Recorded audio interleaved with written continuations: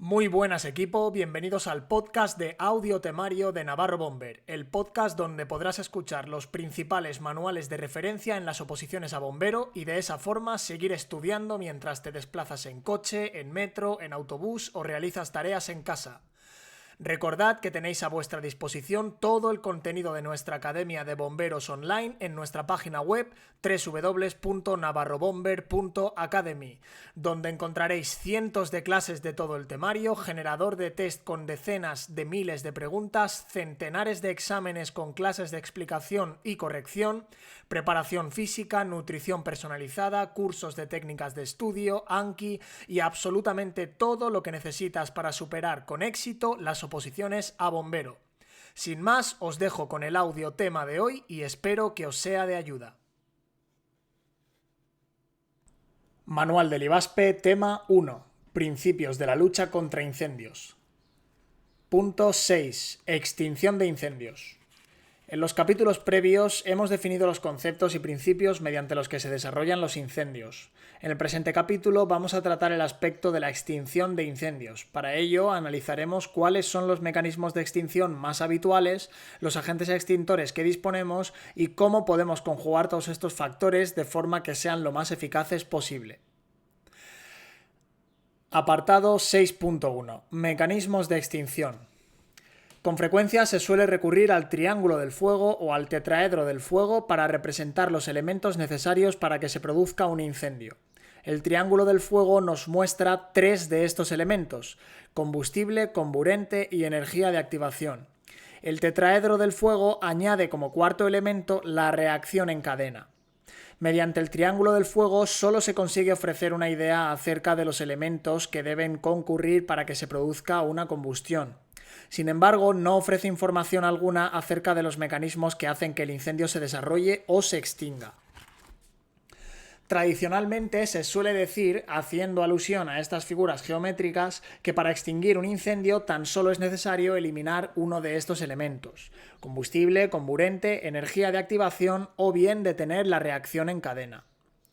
Los efectos que pueden provocar las diferentes acciones que se apliquen normalmente no son aislados. Inevitablemente, cuando se actúa sobre un componente, el resto se ve afectado también en alguna medida. El agua proyectada sobre una superficie incendiada provocará un descenso de la temperatura en su superficie y la producción de gases combustibles también disminuirá. La cantidad de combustible disponible en la llama y la tasa de calor liberado también disminuyen. Al mismo tiempo, disminuye la concentración de oxígeno debido al vapor de agua generado. Al aplicar agua sobre una superficie incendiada, estamos afectando a los tres lados del triángulo del fuego: energía, combustible y comburente. En general, podemos decir que la consecuencia directa de la extinción del incendio es el efecto refrigerante, sin que el tipo de agente extintor que estemos utilizando tenga una importancia trascendente: agua, espuma, agentes gaseosos, etc. El enfriamiento que tiene lugar actúa a nivel molecular y el agente extintor actúa como un absorbente de calor. Sin embargo, existen excepciones, por ejemplo, cuando se utiliza dióxido de carbono para inertizar un recinto. En este caso, estaremos hablando de sofocación y estaremos creando una atmósfera en la que no puede tener lugar la combustión. Por tanto, en base a lo que hemos expuesto, nos encontraremos con 4 mecanismos de extinción: enfriamiento, sofocación, eliminación del combustible e inhibición química. El enfriamiento consiste en reducir la temperatura del combustible o de las llamas, y es en principal mecanismo de extinción. La sofocación trata de impedir la mezcla entre el combustible y el comburente. La eliminación del combustible trata de separar el combustible del incendio, y la inhibición química se consigue mediante la interrupción de la reacción en cadena, de la reacción química necesaria para mantener el incendio. Vamos a analizar cada uno de estos mecanismos. Enfriamiento. Consiste en conseguir restar calor o energía del incendio, de las llamas y o del combustible. El incendio se extinguirá si las llamas o el combustible no tienen suficiente energía para mantener el proceso de la combustión que está teniendo lugar, ya que no se producirán suficientes vapores combustibles o gases de incendio como para continuar con la combustión, pudiendo salir del rango de inflamabilidad. La extinción por enfriamiento de las llamas o del combustible puede realizarse con todos los agentes extintores. Sofocación. Haciendo disminuir la cantidad de oxígeno aportado al proceso de combustión, estaremos sofocando el incendio. Habitualmente, la sofocación se lleva a cabo mediante la adición de un agente gaseoso que reemplaza el oxígeno o bien cubriendo el foco del incendio con la ayuda de una manta, arena, tierra, etc. El efecto de sofocación también se puede conseguir mediante la dilución de la cantidad de oxígeno presente en un volumen cerrado, utilizando vapor de agua o un agente gaseoso. Eliminación del combustible. Al reducir de forma gradual la alimentación del combustible, el fuego se extinguirá. Un ejemplo de esta situación es cuando retiramos los materiales combustibles de una habitación incendiada o simplemente cerramos una válvula de paso de combustible en el caso de líquidos o gases inflamables. Inhibición química. El proceso de la pirólisis implica la ruptura de los enlaces químicos que mantienen unidos los átomos del combustible. En este proceso, los enlaces más débiles son los primeros en romperse y serán los que den lugar a los llamados radicales libres. Estos radicales libres en realidad son estructuras moleculares con electrones disponibles para su recombinación con otras sustancias. Los radicales libres tienen la capacidad de recombinarse, dando lugar a productos nuevos y más estables de los que proceden. La inhibición química se encuentra estrechamente ligada con unos productos que se denominan los halones. Los halones son compuestos gaseosos que tienen bromo, cloro, yodo y flúor. El bromo, el yodo y los átomos de cloro pueden actuar en el proceso como catalizadores. Cada átomo puede unirse múltiples veces a los radicales libres presentes en el proceso de la combustión. El cloro y el bromo son mucho más activos que el flúor en este aspecto. El flúor reacciona con los radicales libres, pero también forma enlaces químicos fuertes, puesto que los átomos de flúor reaccionan una única vez, desapareciendo como tales y dando lugar a moléculas. Apartado 6.2. Clasificación de los elementos, materiales, combustibles. Para abordar el proceso de la extinción se establece una clasificación de los materiales combustibles en base a una serie de afinidades, de tal forma que posteriormente se permita su tratamiento en base a esta clasificación. Una posible clasificación es aquella que utiliza como criterio el tipo de combustible que alimenta el incendio. A continuación se describe la clasificación de los tipos de fuego según las normativas europeas más extendidas. Como es evidente, es importante identificar el tipo de combustible con el que se va a tratar para poder seleccionar el agente extintor adecuado o método de extinción.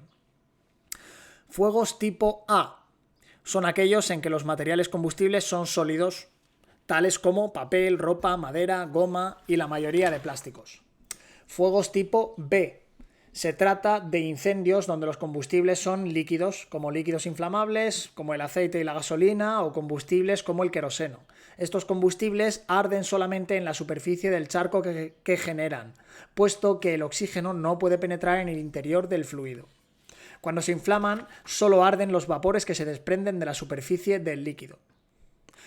Fuegos tipo C.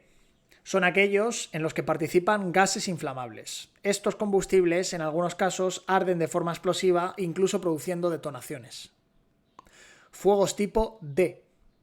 Son incendios donde arden determinado tipo de materiales, metales, como aluminio, magnesio, titanio, potasio y circonio. Estos incendios son frecuentes en los incendios de vehículos al arder los elementos con aleaciones tales como las llantas o los bloques motores. También en plantas de reciclaje de residuos. Fuegos tipo F. Esta es una clasificación relativamente reciente y recoge aquellos incendios donde el combustible son grasas y aceites de cocina. Las altas temperaturas de los aceites cuando arden exceden en mucho a las del resto de líquidos inflamables, lo que provoca que los agentes extintores normalmente no sean efectivos. Apartado 6.3. Agentes extintores. Se denomina como agente extintor a aquella sustancia capaz de extinguir un incendio mediante alguno de los mecanismos antes mencionados. Algunos ejemplos son agua, espuma, polvo seco, agentes gaseosos como el CO2, nitrógeno, gases inertes, halones y otros como arena, cemento, nieve, tierra.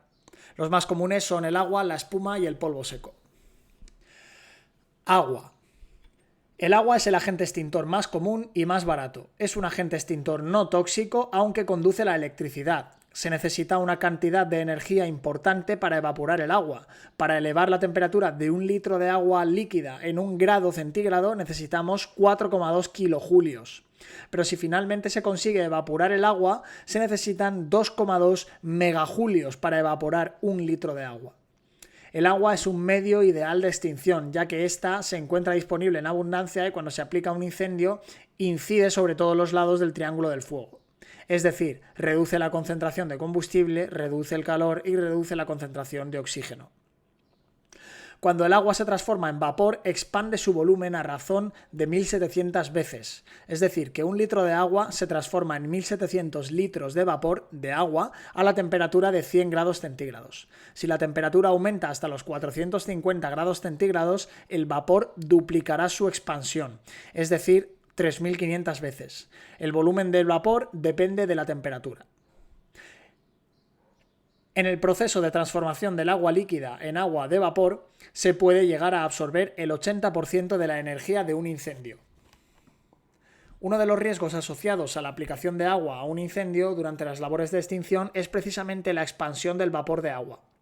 Esta provoca la salida del calor y los gases de incendio al exterior, aumentando el riesgo de sufrir quemaduras tanto a las víctimas como a los bomberos. ¿Cómo actúa el agua como agente extintor? Al igual que otros agentes extintores, el agua extingue mediante varios mecanismos. El principal mecanismo de extinción que actúa cuando utilizamos el agua es fundamentalmente el enfriamiento y en menor medida la sofocación. Cuando el agua se calienta por la acción del calor liberado por el incendio, se transforma de su estado líquido a vapor. Al producirse este cambio de estado, el agua absorbe energía del incendio y el vapor generado provoca en la fase gaseosa que la concentración de oxígeno disponible en las inmediaciones disminuya. Ventajas e inconvenientes de la utilización de agua. Ventajas: absorbe calor, es efectiva en fuegos tipo A, es barata, es abundante y no es tóxica. Inconvenientes: conduce la electricidad, puede propagar los fuegos tipo B o líquidos, se congela en climas fríos, puede arrastrar contaminantes por escorrentía, es peligrosa en incendios de metales y puede provocar daños secundarios. Espuma. La espuma está formada por 3 componentes: agua, espumógeno concentrado y gas. El gas normalmente es el aire. La espuma es una solución acuosa de burbujas aplicada sobre la superficie del incendio que queremos extinguir. Las burbujas se forman por la entrada de aspiración de aire en una solución acuosa de baja tensión superficial. El espumógeno concentrado se utiliza para disminuir la tensión superficial del agua. ¿Cómo extingue la espuma? La espuma extingue mediante los mecanismos de sofocación y enfriamiento del combustible. La capa de espuma separa el combustible del comburente, limitando la radiación disponible entre el incendio y los vapores combustibles, limitando la evaporación de los gases y disminuyendo la temperatura del combustible. Con el transcurso del tiempo, el agua se drenará de la espuma, disminuyendo la temperatura del combustible también. Equipamiento necesario para la utilización de espuma. El equipamiento necesario para generar espuma normalmente consiste en una bomba para impulsar agua a presión, mangueras, un proporcionador de espumógeno y un generador de espuma. El proporcionador de espumógeno y el generador de espuma deben ser de diferentes tipos dependiendo, por ejemplo, del tipo de espuma que se desee obtener. El equipamiento puede ser móvil, como el utilizado por los bomberos en los vehículos, o estático, como el utilizado en naves, tanques, etc. Diferentes tipos de espuma. Es posible utilizar 3 tipos diferentes de espuma para los incendios: de baja expansión, de media expansión y de alta expansión. La espuma de baja expansión tiene un alcance de 10 metros aproximadamente. La espuma de media expansión tiene un alcance de pocos metros. La espuma de alta expansión apenas tiene alcance y se proyecta por escorrentía. Si estamos atacando un incendio en un recinto pequeño, se puede utilizar espuma de media o alta expansión para llenar dicho espacio. La espuma de baja expansión formará únicamente una fina cobertura de espuma. Los diferentes tipos de espuma se distinguen por la cantidad de aire que es inyectada en la premezcla de espumógeno y agua, lo cual se conoce como coeficiente de expansión de la espuma. Por ejemplo, si el espumante se expande 700 veces en volumen, la espuma será clasificada como de alta expansión. Si la expansión es de 70 veces, será clasificada como media expansión, y como espuma de baja expansión si la expansión es de 7 veces el volumen. En función del tipo de expansión que se desea obtener, se utilizará un sistema de aplicación u otro. El espesor de la capa de espuma proyectada depende del tipo de espumógeno elegido. Pueden utilizarse varios tipos de generadores o lanzas de espuma dependiendo del tipo de espuma que necesitemos. Si por ejemplo queremos una espuma de baja expansión, utilizaremos una lanza como generador de espuma de baja expansión. Y si lo que queremos es una espuma de alta expansión, utilizaremos un ventilador como generador de la espuma. Diferentes tipos de espumógeno. Dependiendo del tipo de incendio al que nos encontremos y del combustible que arde, elegiremos alguno de los diferentes tipos de espumógeno. Los espumógenos actuales son de base sintética o de base proteínica. Los espumógenos de base sintética generalmente producen una espuma que se extiende rápidamente sobre la superficie y son de fácil expansión. Pueden utilizarse para producir espuma de baja, media y alta expansión. Los espumógenos de base proteínica producen una espuma consistente, pegajosa y resistente al calor. Pueden ser utilizados para producir espuma de baja y de media expansión. Los espumógenos tienen asociada una tasa de dosificación o concentración de uso, que es la relación entre el volumen de espumógeno y la cantidad de agua. Las concentraciones habituales están entre el 1 y el 6% en volumen de espumógeno. Es necesario seguir las instrucciones facilitadas por el fabricante para utilizar la concentración apropiada para cada tipo de espumógeno. La tasa de dosificación más frecuente utilizada para charcos de líquidos combustibles es la que se establece por el estándar NFPA 11, donde la tasa de aplicación recomendada es de 4 litros por minuto por metro cuadrado durante un tiempo de 15 minutos. De esta forma, dada una superficie concreta, podemos calcular la cantidad de espumógeno necesaria para poder extinguir con éxito el derrame y tomar las acciones necesarias para ello. Ventajas e inconvenientes en la utilización de espuma. Ventajas: absorbe calor, forma una capa entre el combustible y el comburente, es efectiva para fuegos tipo A y B, pero no propaga los fuegos tipo B, lo cual también es una ventaja. Inconvenientes: puede ser conductora de la electricidad, se congela o es difícil de manejar en climas fríos y con fuerte viento, puede contaminar o arrastrar contaminantes por escorrentía y es peligrosa en fuegos de metales. Polvo seco. El polvo seco puede estar compuesto por cualquiera de las siguientes sustancias: bicarbonato sódico, bicarbonato potásico y cloruro potásico. Dependiendo de los productos químicos específicos que se utilicen en su fabricación, su uso variará, pudiendo utilizarse alguno de ellos en fuegos de metales o en equipos eléctricos. ¿Cómo extingue el polvo seco? Los productos químicos utilizados como agentes secos están compuestos por partículas muy pequeñas. De este modo, la superficie total expuesta al incendio o a los gases será muy grande. Los productos químicos se extinguen por enfriamiento de las llamas, así como por la importante cantidad de energía que le restan, y por la inhibición química sobre el combustible y el oxígeno. Los diferentes tipos de polvo químico seco se dividen normalmente en dos grupos principales: polvo universal y polvos especiales. La diferencia entre estos dos tipos de polvos es que el polvo universal es adecuado para los fuegos en materiales fibrosos, líquidos y gases inflamables, y para equipos bajo tensión eléctrica. El polvo especial es adecuado para incendios en líquidos inflamables, equipamiento eléctrico o metales combustibles. Los polvos químicos no son conductores eléctricos, por lo que es posible su utilización en maquinaria eléctrica. Cuando el polvo seco se utiliza para extinguir fuegos en equipos de tensión eléctrica, debemos tener en cuenta el voltaje, puesto que su utilización está establecida para un rango de entre 1 y 35 kilovoltios, dependiendo del tipo de polvo que se utilice. Al utilizar polvo seco, también deberemos considerar la posterior limpieza de aquellas instalaciones con equipamiento sensible a la suciedad en las que su utilización puede no ser recomendable, ya que el polvo seco deja residuo. Equipamiento. El polvo seco se aplica desde extintores portátiles. También es posible encontrarlos en extintores móviles y fijos en instalaciones contra incendios en industrias. Algunas máquinas también pueden estar equipadas con sistemas fijos de extinción donde es necesaria la utilización de polvo químico. Ventajas e inconvenientes del polvo químico seco. Ventajas: interrumpe la reacción en cadena. Rápida extinción de las llamas. Existen diferentes polvos. Muy efectivo para fuegos tipo B y C. Considerado no tóxico. Inconvenientes: Deja residuos, dificulta la visión, no recomendable para fuegos tipo A desarrollados en el interior de los materiales, absorben humedad y pueden apelmazarse en el interior del recipiente. Pueden ser irritantes y la presión de la boquilla puede causar la salpicadura de los líquidos inflamados. Dióxido de carbono. ¿Cómo extingue el dióxido de carbono? El principal mecanismo de extinción es el de la dilución del oxígeno alrededor del incendio al desplazar el aire circundante. El efecto de enfriamiento provocado por el dióxido de carbono viene determinado por la expansión del gas cuando es liberado, por lo que también enfría las llamas y sustrae una importante cantidad de calor de la reacción. Equipamiento. Como en el caso del polvo químico seco, el dióxido de carbono se encuentra normalmente en extintores portátiles.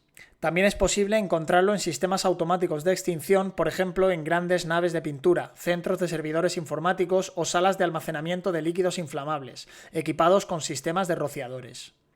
Cuando accedemos a un recinto cerrado donde ha sido activado el sistema automático de extinción por CO2, es necesario tomar precauciones. El peligro reside en que la mayoría del aire habrá sido desplazado del recinto y no podremos respirar.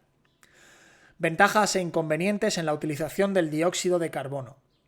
Ventajas: efectivo en fuegos tipo B y C, sin residuos, relativamente inerte y no conduce la electricidad.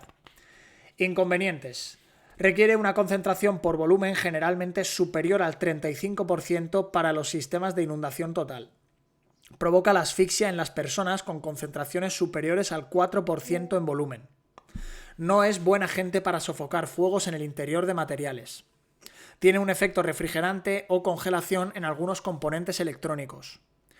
Tiene una densidad de 1,5, es decir, se acumula en pozos y zonas bajas. Básicamente no tiene distancia de proyección. Se disipa rápidamente y tiene un pequeño efecto en los fuegos de exterior. Nitrógeno y otros gases inertes.